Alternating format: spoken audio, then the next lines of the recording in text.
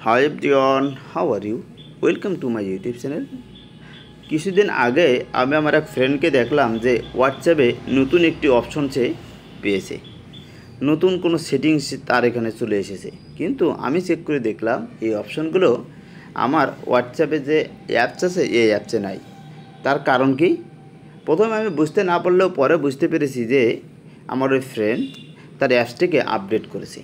Update করার কারণে নতুন যে ফিচার্সগুলো যোগ হয়েছে সেগুলো তার হোয়াটসঅ্যাপ অ্যাপসে শো করছে এবং সেগুলো সে তার প্রয়োজন মতো ব্যবহার করতে পারছে, ইউজ করতে পারছে।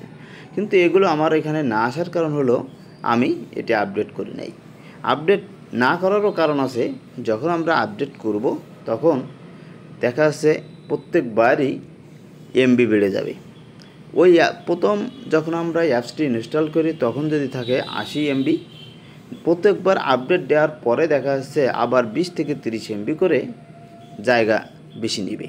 তার মানে আগে 80 থাকলে এখন 100, 110 এরকম এমবি নিয়ে নেবে। নেওয়ার কারণে আপনার র্যামের পরিমাণ কম হয়ে যাবে, আর র্যাম যতটা ফাঁকা রাখবেন ততটা মোবাইল ফাস্ট থাকবে।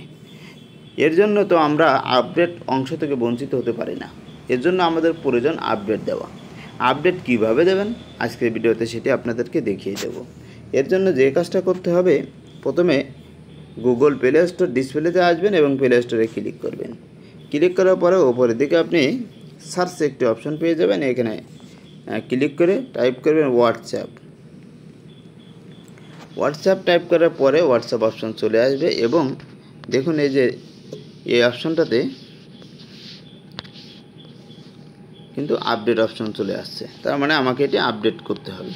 আমি এই আপডেট অপশনে ক্লিক করলাম। দেখুন এখানে অলরেডি আপডেটের হওয়ার জন্য প্রস্তুত। 39.73 এমবি আপডেট দিতে হবে।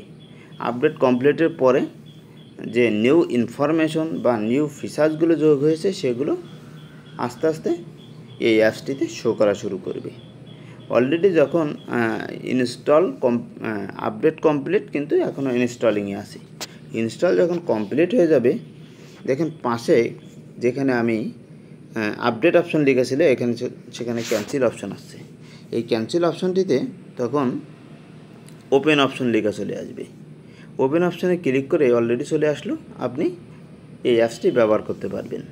থ্যাংক ইউ অল, আল্লাহ হাফেজ।